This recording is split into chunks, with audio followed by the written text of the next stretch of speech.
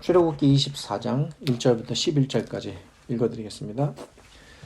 또 모세에게 이르시되 너는 아론과 나답과 아비후와 이스라엘 장로 70명과 함께 여호와께로 올라와 멀리서 경배하고 너 모세만 여호와께 가까이 나아오고 그들은 가까이 나아오지 말며 백성은 너와 함께 올라오지 말지니라. 모세가 와서 여호와의 모든 말씀과 그의 모든 율례를 백성에게 전하며 그들이 한 소리로 응답하여 이르되 여호와께서 말씀하신 모든 것을 우리가 준행하리이다. 모세가 여호와의 모든 말씀을 기록하고 이른 아침에 일어나 산 아래에 제단을 쌓고 이스라엘 12지파대로 12기둥을 세우고 이스라엘 자손의 청년들을 보내어 여호와께 소로 번제와 화목제를 드리게 하고 모세가 피를 가지고 반은 여러 양푼에 담고 반은 제단에 뿌리고 언약서를 가져다가 백성에게 낭독하여 듣게 하니 그들이 이르되 여호와의 모든 말씀을 우리가 준행하리이다. 모세가 그 피를 가지고 백성에게 뿌리며 이르되 이는 여호와께서 이 모든 말씀에 대하여 너희와 세우신 언약의 피니라. 모세와 아론과 나답과 아비후와 이스라엘 장로 70인이 올라가서 이스라엘의 하나님을 보니 그의 발 아래에는 청옥을 편듯하고 하늘같이 청명하더라. 하나님이 이스라엘 자손들의 존귀한 자들에게 손을 대지 아니하셨고 그들은 하나님을 뵙고 먹고 마셨더라. 지난 시간에 이어 오늘 이 본문을 두 번째로 대합니다. 지난 시간에는 본문의 이해를 돕기 위해 준비 작업을 했습니다. 지난 시간에 말씀드린 내용은 성경이 말하는 언약의 특징은 무엇인가였습니다. 성경이 말하는 이 언약의 특징을 잘 이해하는 것이 본문을 잘 이해하는데 매우 중요한 준비가 됩니다. 지난 주일에 말씀드렸듯이 당시 언약은 일종의 조약과 같은 것이었습니다. 당시에는 개인 간의 거래에서도 언약이 이루어졌고 또한 국가 간의 조약을 맺을 때에도 언약이 맺어졌습니다. 뿐만 아니라 왕이 신하나 백성들의 충성 다짐을 받기 위해서도 언약이 맺어졌습니다. 요약하면 당시에는 아브라함 시대를 비롯해서 그 이후 시대와 그리고 구약 시대 전반에 걸쳐서 언약은 이스라엘 민족뿐만 아니라 고대의 히타이트 민족과 그리고 이스라엘 주변의 모든 이방 나라들에서 보편적으로 행해졌던 조약의 한 형태였던 것입니다. 그런데 이렇게 언약이 당시의 보편적인 조약이었음에도 불구하고 당시의 언약에는 나타나지 않는 오직 성경에만 나타나는 언약적 특징이 있는 것입니다. 그것은 당시의 언약은 모두 살아있는 대상을 상대로 언약이 맺어져야 하는 것이었다면 성경에 나타나는 하나님의 언약은 이 땅에 태어나지 않은 존재, 즉 장차 태어날 후손들도 하나님의 언약 안에 포함되었다는 점입니다. 이를 설명드리기 위해 하나님께서 노아와 그의 태어날 후손 그리고 아브라함과 장차 존재하게 될 400여 년 후에 이스라엘 백성과 이미 언약을 맺었다는 사실을 지난 시간에 말씀드렸습니다. 이러한 원리로 하나님께서는 우리와도 같은 방식으로 언약을 맺으신 것입니다.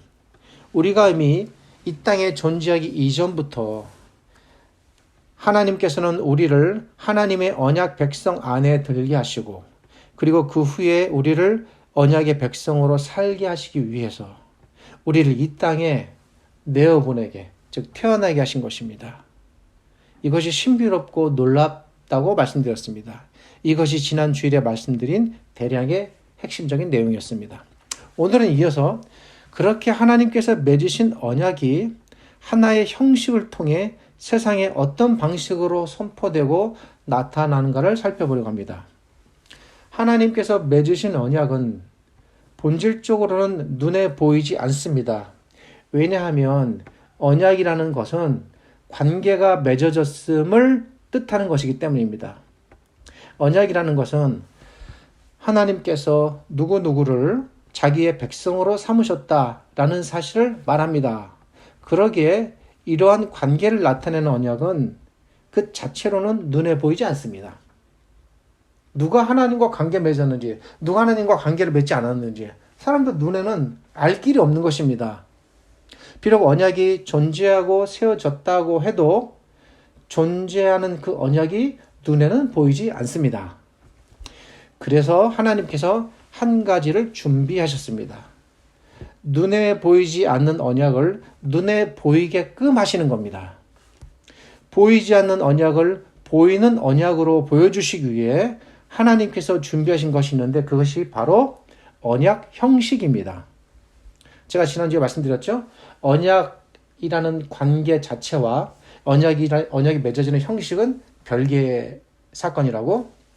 언약 자체는 비록 눈에 보이지 않지만 언약을 하나의 형식으로 나타내 보이신다면 그 형식을 통해 사람들은 하나님과 나 사이에 그 보이지 않는 언약이 맺어졌구나 라는 사실을 눈으로 보고 깨달을 수 있는 것입니다. 그리고 또 마음으로도 느낄 수 있는 겁니다. 이렇게 해서 마련된 것이 바로 언약 체결 형식이라는 것입니다. 본문이 바로 이 언약 체결 형식에 관한 내용을 말합니다. 성경에 구체적으로 언약 체결 형식이 나타나는 경우는 두 곳입니다.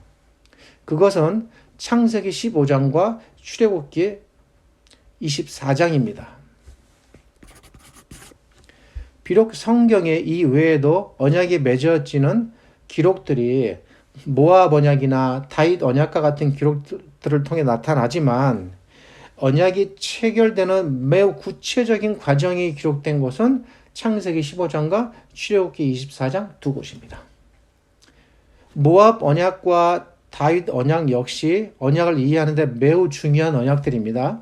특별히 성경에서 가나안 땅과 연관해서 모압 언약을 이해하는 것이 매우 중요한데 신자들은 아마도 모압 언약이라는 것은 그 이름 자체로도 생소해 하실 것입니다. 이 부분들은 추후에 기회를 만들어 말씀을 드리고자 합니다. 정확하게 그때가 언제라고 약속드리기는 힘듭니다. 말씀드렸듯이 언약이 맺어지는 구체적인 과정이 창세기 15장과 출애굽기 24장에 나타나는데 창세기 15장은 하나님께서 아브라함과 언약을 맺으시는 내용이고 이제 아시는 분도 계실 수 있고 제 이전의 설교를 통해서 또 처음 들으시는 분도 있으니까 그거 다 좀 무시하고 그냥 전체적으로 설명드리도록 하겠습니다. 출애굽기 24장은 하나님께서 모세를 통해 이스라엘 백성과 언약을 맺으시는 내용입니다. 창세기 15장에서 하나님께서 아브라함과 맺으신 언약을 우리는 아브라함 언약이라고 부릅니다. 출애굽기 24장에서 맺어진 언약을 모세 언약 또는 시내산 언약이라고 부릅니다. 모세를 통해 맺어졌다고 해서 이것을 모세 언약이라고 부르기도 하고 그 지명을 따라서 시내산에서 맺어졌다고 해서 시내산 언약이라고 부르기도 합니다. 제가 그냥 이렇게 부르는 것이 아니라 이미 오래전부터 학자들이 이 두 언약에 대해 그렇게 이름을 붙였습니다. 그래서 저도 편의상 이제 설명을 드릴 텐데 아브라함 언약과 모세 언약이라고 이렇게 설명드리겠습니다. 특별히 창세기 15장에 기록된 내용에 대해 아시는 분들은 이해하고 들으시면 되겠습니다. 창세기 15장의 아브라함 언약과 출애굽기 24장의 모세 언약은 몇 가지 면에 있어서 차이가 있습니다. 먼저 언약의 대상이 다릅니다. 아브라함 언약의 언약 대상자는 아브라함과 그리고 장차 태어날 이스라엘 백성입니다. 반면에 모세 언약에서 언약의 대상자는 당시 시내산 아래에 모여있던 이스라엘 백성들입니다. 언약 대상에 있어서 차이가 있습니다. 특별히 출애굽기 24장 시내산 언약에서는 이 모세 언약에서는 현존하는 이스라엘 백성들이 주로 언약 대상이었다는 사실이에요. 언약의 방식에도 차이가 있습니다. 아브라함 언약에서는 하나님께서 아브라함으로 하여금 새를 비롯한 몇 가지 동물들을 잡게 하셨습니다. 그리고 하나님께서 타는 횃불의 형태로 나타나시어 하나님 홀로 그 횃불 사이로 지나가심으로써 언약이 맺어졌습니다. 반면 모세 언약에서는 이스라엘 백성이 언약의 현장에 참여하게 됩니다. 5절을 보면 모세 언약에서는 하나님께서 소를 잡게 하시고 그 피를 그릇에 담아 백성에게 뿌리게 하심으로써 그들이 이 언약의 자리에 있음을 각인시키십니다. 창세기 15장의 아브라함 언약에서는 하나님께서 스스로 타는 횃불로 나타나시어 홀로 쪼개진 동물들의 그 주검 사이로 지나가심으로써 언약을 지키는 주 대상, 그 참여의 대상이 사실은 아브라함이 아닌 하나님 홀로이심을 스스로 자신에게 국한시키셨습니다. 이 점이 매우 독특합니다. 당시 특징은 아브라함은 동물들 사이로 지나가지 않고 오직 하나님만이 홀로 지나가심으로써 하나님께서 언약을 지키지 않으실 것에 대한 징벌적 저주를 하나님께서 자신에게만 적용시키셨다는 사실입니다. 아브라함에게 향한 어떤 징벌적 저주가 부여되지 않았습니다. 이게 독특한 점입니다. 당시 언약은 하나님께서 장차 아브라함의 후손을 번성시키시고 가나안 땅을 주시겠다는 것이 골자였는데, 하나님께서 만약 하나님 스스로 이 언약을 지키지 않으시면 스스로 자신이 쪼개진 짐승과 같이 저주를 받아도 좋다는 하나님의 맹세가 담긴 언약이었던 것입니다. 그 후의 역사를 보겠습니다. 하나님께서는 마침내 이 언약대로 400여 년 후에 이스라엘 백성을 애굽에서 번성케 하셨습니다. 그리고 그들을 애굽에서 건져내셨습니다. 뭡니까? 하나님께서 수백 년 전 아브라함과 맺은 언약이 마침내 지켜진 겁니다. 그런데 출애굽기 24장에 나타나는 모세 언약에서는 그 대상이 확대됩니다. 확대된 대상은 바로 이스라엘 백성입니다. 본문을 잘 살펴보시기 바랍니다. 특별히 6절과 8절을 유의해서 살펴봐야 합니다. 6절과 8절은 언약에 참여하는 대상이 창세기 15장에 비해서 확대되었다는 사실을 알려줍니다. 6절을 보면 하나님께서 소를 잡아 그 피를 제단에 뿌리게 하셨습니다. 이 말은 언약의 대상에 먼저 하나님이 참여하셨다는 사실을 상징적으로 알려줍니다. 하나님께서 계신 곳을 나타내는 상징적인 장소, 그것이 뭡니까? 제단입니다. 그런데 하나님께서 소의 피를 제단에 뿌리게 하셨습니다. 이것은 먼저 하나님께서 언약의 참여자로 내가 참여하겠다라는 사실입니다. 그 다음에 8절을 보겠습니다. 8절을 보면 소의 피를 백성에게 뿌리게 하십니다. 물론 백성을 상징하는 12개의 돌 기둥을 세우게 하시고 기둥에 뿌리는 것인데 상징적으로 이것은 곧 백성에게 뿌리는 것과 같습니다. 마치 제단에 뿌리면 하나님께 뿌려진 것과 같이 12기둥에 뿌려진 것이 곧 백성에게 뿌려짐을 의미하는 것입니다. 언약의 대상자로 이스라엘 백성을 참여시키는 것입니다. 창세기 15장 아브라함의 언약에서는 하나님 홀로 언약에 참여하시고 하나님 홀로 자신의 생명을 걸고 스스로 자신의 약속을 다짐하셨습니다.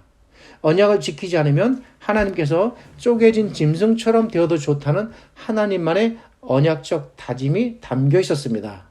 그런데 출애굽기 24장에서는 언약의 대상자로 하나님과 이스라엘 백성이 모두 참여하게 됩니다. 우선 하나님이 언약에 참여하셨다는 것은 그 원리는 창세기 15장의 아브라함 언약과 같습니다. 아브라함 언약에서도 그랬듯이 만약 하나님께서 언약을 지키지 않으시면 하나님께서 이번에 죽임받은 짐승은 소였어요. 그 소인데 소처럼 죽임을 받아도 좋다는 무섭고도 엄중한 하나님 스스로의 다짐인 것입니다. 이 언약의 독특성을 우리가 이렇게 이해할 필요가 있습니다. 당시 언약이라는 것이 무엇입니까? 그것은 하나님께서 이스라엘 백성을 하나님의 백성으로 삼으신 겁니다. 이 백성을 삼으셨다는 이 사실 자체가 언약의 핵심적인 사실입니다. 그리고 이 언약이 맺어지면 자동적으로 따라오는 복들이 있어요. 이 복을 가리켜 우리는 약속이라고 그럽니다. 그러면서 언약과 약속은 분리되는 것인데 결국은 이제 같은 바운 틀 안에 있는 거예요. 근데 언약을 맺어주시고 약속을 부여하심으로써 주시는 약속의 내용이 있는데 그것은 뭐였냐면 그 당시에 그들에게 가나안 땅이었습니다.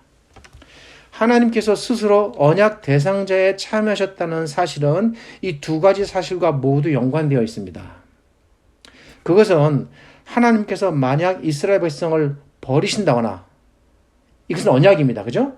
그 다음에 거기에 담겨 있는 약속, 즉 가나안 땅을 주시지 않으신다거나, 즉 언약이나 약속 둘 중에 하나라도 하나님께서 포기하시거나 지키지 못하신다면 하나님께서 스스로 쪼개진 소처럼 죽임을 당해도 좋다는 하나님 스스로의 다짐과 맹세가 담겨있는 의식이었습니다. 그런 표현이었습니다. 이것이 우리가 모세 언약을 이해하는 데 있어서 매우 중요한 핵심적인 내용입니다. 우리는 출애굽기와 레위기, 민수기, 신명기를 읽으면서 이스라엘 백성의 무수한 반역과 실패를 읽습니다. 그리고 그렇게 끝도 없이 반복되는 그들의 반역에도 불구하고 하나님께서 수없이 참으시고, 사람으로 표현하자면 정말 어리석을 정도로 바보스럽게 참으십니다. 용서하시고 끈질기게 견디시면서 이스라엘 백성을 이끌고 마침내 가나안 땅으로 들어가십니다. 하나님께서 이렇게 무한적으로 참으시고 그들을 받아들이시며 그리고 약속하신 가나안 땅을 그들에게 주시는 이런 모든 하나님의 행위의 근거가 무엇입니까? 그것은 바로 이 시내산에서 맺어진 언약 때문입니다. 여기서부터 출발합니다. 그러니까 이스라엘 백성의 언약의 시발점은 아브라함 언약이라면 가나안 땅과 약속이 이루어지는 이후의 내용들의 시발점, 출발점은 다시 시내산 언약이 되는 것입니다. 그러니까 두 번째로 도약하기 위하여 두 번째 출발선을 하나님께서 참 세우신 겁니다. 우리 하나님께서는 결코 헛말을 하시는 분이 아닙니다. 우리 하나님께서는 결코 사람처럼 말로만 생색내고 어려움이 생기면 뒤로 빼는 그런 분이 아닙니다. 어찌 표현하기 힘듭니다. 사람으로 표현하면 완전 시쳇말로 의리파이십니다. 하나님의 이 거룩한 의리는 결코 무너지지 않습니다. 하나님께서는 자신의 언약을 지키시기 위해 하나님과 자신의 백성 사이에 맺어진 언약을 끝까지 붙들시기 위해 결코 물러서거나 포기하지 않으십니다. 물론 우리가 모세형을 읽으면 그 하나님의 고뇌와 깊은 괴로움, 정말 이 백성을 내가 언제까지 포기하지 않고 끌고 가야 되나, 모세와 이야기하시면서 차라리 내가 이 백성 버리고 싶다고 말할 정도로 하나님의 아픔은 크셨지만, 그러나 결국 하나님께서는 그들을 버리지 않으셨습니다. 이것이 하나님이 가지신 언약의 특징입니다. 또 이것이 오직 성경에만 나타나는 하나님의 언약의 특징입니다. 당시 지상의 나라에서는 결코 존재할 수 없는 언약입니다. 하나님과 우리 사이에 맺어진 언약도 이와 같은 원리와 틀 속에 맺어졌다는 사실 이제 우리가 알아야 됩니다. 우리 한번 상식적으로 논리적으로 생각해 봅시다. 하나님께서 그 옛날 아브라함과 언약을 맺으실 때 새와 몇몇 짐승들을 쪼개놓고 언약을 맺으셨습니다. 하나님께서 아브라함과 맺은 언약에 포함된 약속의 내용은 후손과 가나안 땅이었습니다. 하나님께서 자신이 맺으신 언약을, 그 안에 담긴 약속을 지키셨습니까? 안 지키셨습니까? 분명히 지키셨습니다. 하나님께서 지키셨다는 증거가 바로 우리가 지금 대하고 있는 이 본문입니다. 하나님께서 약속을 지키셨기에 이렇게 이스라엘 백성이 번성하여 애굽을 나와 지금 가나안 땅을 향하고 있는 것입니다.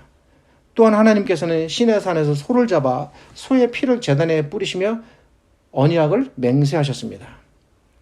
하나님께서 시내산에서 이 언약을 지키셨습니까? 안 지키셨습니까?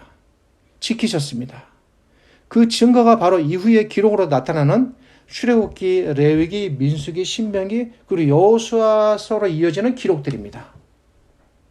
우리는 이 책들을 읽을 때에 이렇게 하나님의 언약을 생각하는 관점에서 읽으면 더 좋겠다고 생각합니다.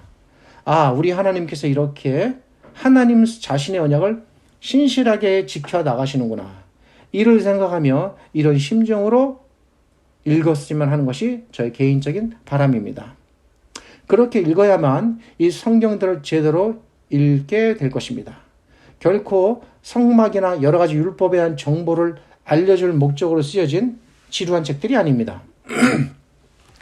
하나님께서 이렇게 아브라함 시대의 동물들을 통해 맺으신 언약을 지켜내셨고 하나님께서 또 시내산에서 소를 죽여 맺어진 언약을 신실하게 지켜내셨다면 그렇다면 논리적으로 그보다 훨씬 희생이 크고 시쳇말로 그보다 훨씬 그 대가가 어마무시하고 결국 비교할 수조차 없을 정도로 위대한 그 어떤 희생을 시켜서 언약을 맺으셨다면 그 언약의 성취와 보장성은 얼마나 더 분명하겠습니까?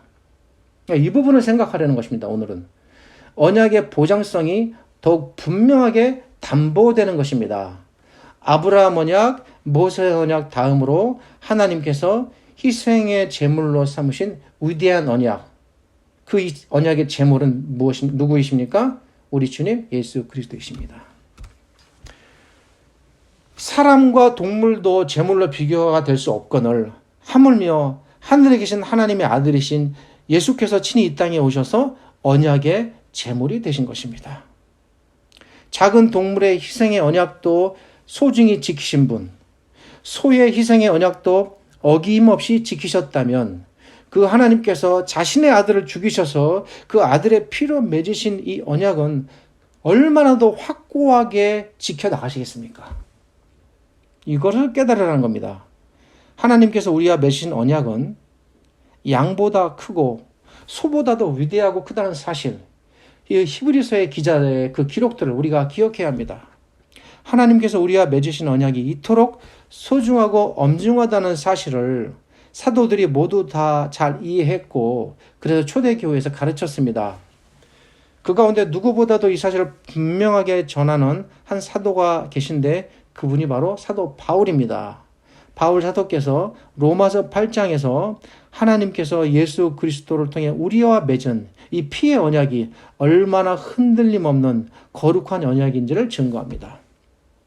시간상 로마서 8장을 다 소개할 수는 없습니다. 설교가 끝난 후에 기회가 되신다면 개인적으로 깊이 묵상하시면 좋을 듯합니다. 바울은 이렇게 말합니다. 누가 우리를 그리스도의 사랑에서 끊으리요? 환난이나 곤고나 핍박이나 기근이나 적시나 위험이나 칼이랴. 중간에 생략합니다. 내가 확신하노니 사망이나 생명이나 천사들이나 권세자들이나 현재일이나 장래일이나 능력이나 높음이나 깊음이나 다른 아무 피조물이라도 우리를 우리 주 그리스도 예수 안에 있는 하나님의 사랑에서, 이게 어떤 사랑입니까? 언약적 사랑입니다. 이 사랑에서 우리를 끊을 수 없다. 어떻습니까? 하나님께서 우리와 맺으신 언약이 얼마나 든든한 언약인지 느껴지십니까? 세상의 그 무엇도, 세상의 그 누구도, 세상의 그 어떤 세력도, 어떤 정치적, 사회적 세력도 결코 우리를, 그리고 심지어 사단까지도 하나님의 이 언약적 사랑에서 떼어놓을 수 없다는 사실을 말하고 있는 것입니다. 하나님께서 우리와 맺으신 모든 약속의 내용들, 하나님께서 우리에게 주시겠다는 모든 약속의 복들을 우리는 이 언약의 틀 안에서 이해하면 좋겠습니다. 세부적으로 설명드리자면 우리의 죄사함, 우리의 영생, 우리에게 장차 주실 하나님의 나라, 장차 우리에게 다가올 천국에서의 복된 삶, 우리의 영원한 부활, 그리고 이 땅에서의 우리의 이 수고와 헌신에 대한 하나님의 값진 칭찬과 보상, 이 모든 것들이 전부 언약이라는 것을 기반으로 하여 주어지는 것입니다. 언약이 흔들리지 않으면 이 모든 것들이 다 흔들리지 않는다는 겁니다. 이것이 하나님의 전제입니다. 그 옛날 모세와 맺어진 언약, 아브라함과 맺어진 언약을 따라 어김없이 가나안 땅에 주어졌듯이 우리에게도 예수 그리스도를 통해서 맺어진 이 언약을 통하여 모든 것들이 주어질 것입니다. 아브라함 언약도 성취되고 모세 언약도 성취되었다는 이 사실을 통해 우리는 하나님께서 아들이신 예수 그리스도의 피로 우리와 맺으신 언약이 반드시 어김없이 빠짐없이 다 성취되고 완성되리라는 거룩한 믿음의 확신을 떨쳐버릴 수가 없는 것입니다. 우리 하나님께서 우리의 주님을 통해 우리와 맺으신 이 거룩한 피의 언약. 오늘 설교 제목이 피로 맺어진 언약입니다. 이것이 우리 믿음의 전체의 기반이며 토대입니다. 우리 믿음의 시작, 출발, 우리 믿음의 희망과 소망, 이 모든 것들이 전부 하나님의 언약을 통하여 얻어지는 것입니다. 새해를 맞아 이 하나님의 언약을 잘 이해하고 붙드시기를 바랍니다. 새해에는 지난해보다 더 분명히 그리고 더 확고히 우리 주님 예수 그리스도를 붙들고 따라가는 한 해가 되시기를 소망합니다. 어떤 경우에 있어서도 흔들리지 마시기를 이 하나님의 말씀으로 축복하고 기도합니다. 하나님께서 우리와 피로 맺으신 이 피의 언약, 이 거룩한 언약을 언제나 잊지 마시기를 당부드립니다. 오늘은 여기까지 말씀을 드리고 맺겠습니다. 다음 시간에 이어서 이 본문을 통해 우리가 조금 더 다뤄야 할 몇 가지 내용들이 있는데 살펴보겠습니다. 아직 본문 안에는 우리가 놓치지 말아야 할 귀중한 내용들이 보석처럼 들어있습니다. 다음 주에 그 보석을 함께 더 찾아보도록 하겠습니다. 기도하겠습니다. 거룩하신 하나님 감사합니다. 오늘 말씀을 통해서 우리 하나님께서 우리와 맺으신 언약이 얼마나 거룩하고 귀하며 흔들림 없는 언약인지를 배우고 살펴보았습니다. 옛 역사를 통하여 오늘을 깨달으며 지난날에 이루신 하나님의 거룩한 업적과 성과들을 통하여 장차 하나님께서 우리를 위하여 이루실 영광의 업적들을 또한 믿음으로 확신하고 바라봅니다. 우리 안에 이 소망을 분명히 심어주시고 이 믿음의 소망에서 우리 흔들리지 않게 하여 주시옵소서. 때로 예기치 않은 여러 가지 재난과 환난과 역경과 고난과 시험과 유혹과 실패와 무너짐과 넘어짐이 있겠지만 그러한 가운데서도 결코 좌절하지 않고 다시 일어서며 언제나 우리가 가야 할 이 거룩한 소망과 믿음의 길, 흔들림 없이 나아가는 거룩한 언약의 백성들 되게 하여 주시옵소서. 지금은 우리 주님 예수 그리스도의 은혜와 저희를 지극히 사랑하시는 아버지 하나님의 크신 사랑과 오늘도 이 말씀으로 깨닫게 하시고 위로하시는 성령 하나님의 함께 하시는 은혜가 이 말씀이 전파되고 읽혀지고 들려지는 모든 곳에 그리고 이 말씀을 잘 믿고 따르는 하나님의 모든 백성들, 그분의 교회 모든 성도들과 드림팀, 그걸 보이지 아니하는 하나님의 백성들, 자녀들 위해 영원토록 함께 하시기를 주님의 이름으로 축원하옵나이다. 아멘.